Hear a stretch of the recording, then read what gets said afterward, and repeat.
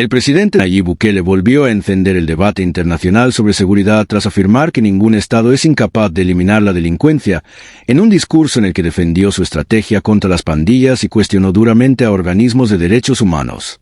El mandatario sostuvo que el control territorial que han perdido varios países de América Latina no se debe a limitaciones estructurales, sino a falta de voluntad política o incluso la infiltración del crimen en las instituciones.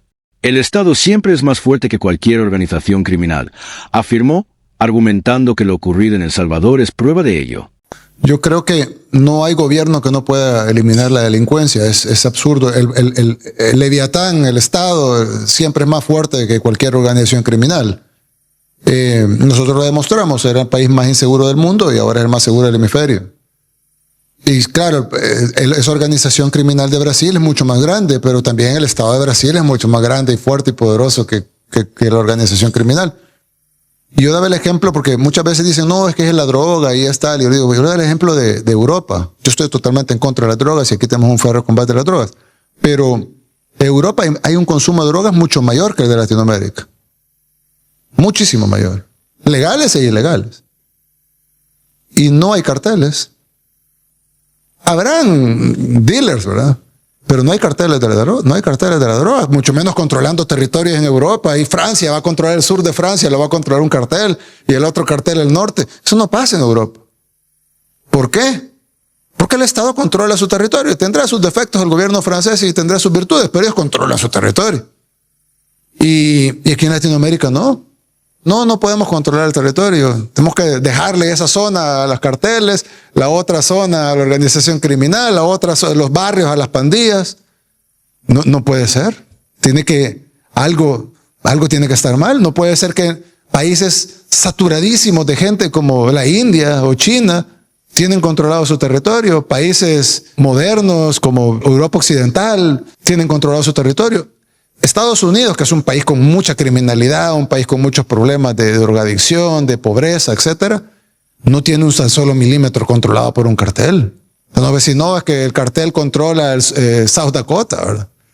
O sea, no hay nada de eso. No, ¿por qué? ¿Por qué en los 50 estados de los Estados Unidos con problemas? Porque Estados Unidos está lejos de ser la sociedad ejemplo, ¿verdad? Pero ¿por qué no hay ningún estado de los Estados Unidos, de los 50 estados, que esté controlado por un cartel? O Canadá, que el 80% está deshabitado. Lo que pasa es que en Brasil tenemos la selva.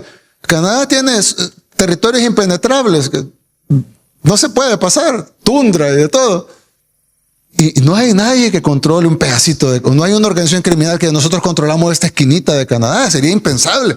Inmediatamente llegaría el ejército canadiense y lo sacaría de ahí.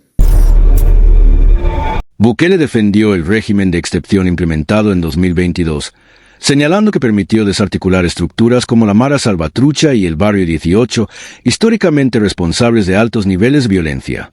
Según datos oficiales, el país pasó de registrar tasas de homicidios superiores a 100 por cada 100,000 habitantes en 2015 a cifras cercanas a 1.3 en 2025, una caída que el gobierno presenta como evidencia de éxito rotundo.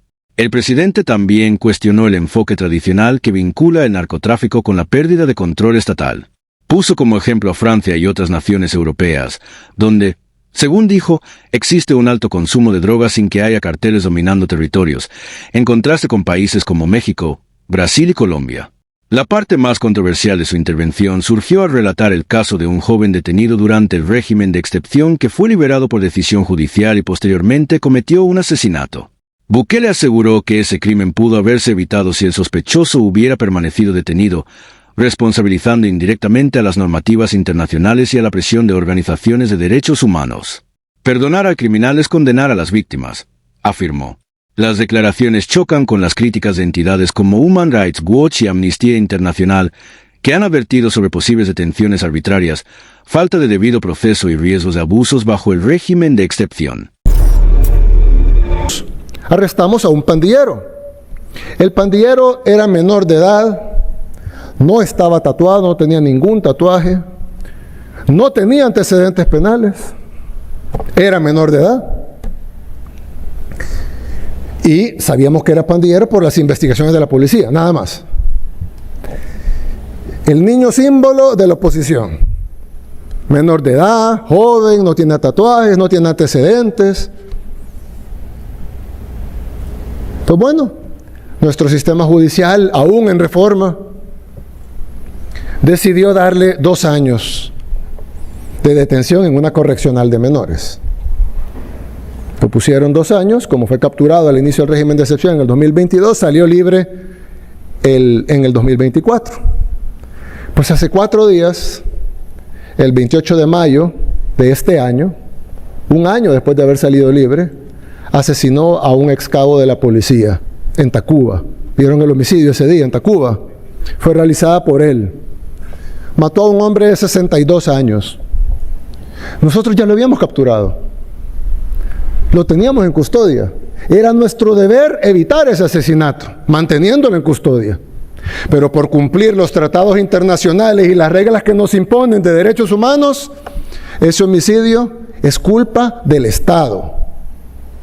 Porque nosotros debimos haber garantizado que ese pandillero se pudriera en la cárcel.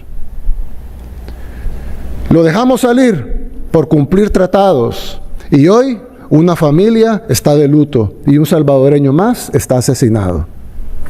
Súmenlo a los 200,000 salvadoreños que mataron las pandillas. Por supuesto, el pandillero ya lo volvimos a agarrar y ya no va a volver a salir nunca más.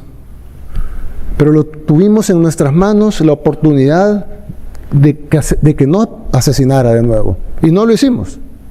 Por eso es que lo que ellos, los supuestos defensores de la democracia y el Estado de Derecho, lo que realmente quieren es que seamos incapaces de castigar a los asesinos, en nombre de un supuesto ideal de derechos humanos que no es más que los derechos de los delincuentes, porque si fuera derechos humanos estuvieran viendo por los derechos humanos del cabo en Tacuba, el señor de 62 años que fue asesinado y de su familia que está de luto. Nadie ve por los derechos humanos de ellos. El sistema internacional nos obligó a velar por los derechos humanos del criminal que salió a matar. En la vida real, perdonar al criminal es condenar a las víctimas. Sigan gritando, libérenlos ya. Ya los escuchamos y ya sabemos el resultado de eso. Que regrese la muerte, que regrese el caos, que regrese el miedo. Y no vamos a permitir nada de eso.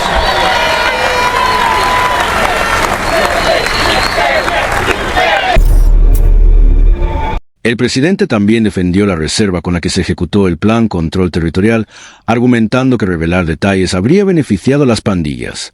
Incluso reveló que en algunos operativos se anunciaban acciones con anticipación para forzar la huida de criminales hacia zonas previamente controladas por fuerzas de seguridad. El impacto del modelo salvadoreño ya trasciende fronteras. Países como Honduras y Ecuador observan con atención una estrategia que ha reducido drásticamente los homicidios, pero que también ha abierto un debate profundo sobre los límites entre seguridad y derechos fundamentales. Mientras el gobierno sostiene que sin seguridad no puede existir ningún otro derecho, críticos advierten que normalizar medidas excepcionales podría debilitar el Estado de Derecho. En medio de ese choque de visiones, El Salvador se convierte en un caso que redefine, para bien o para mal, las reglas del combate al crimen en la región. Gracias a Dios, aguantamos los ataques, las críticas y todo, para al final tener lo que tenemos ahora. Y lo vamos a seguir haciendo en los demás temas, porque nosotros no hacemos lo que ellos quieren, sino lo que el pueblo desea y necesita.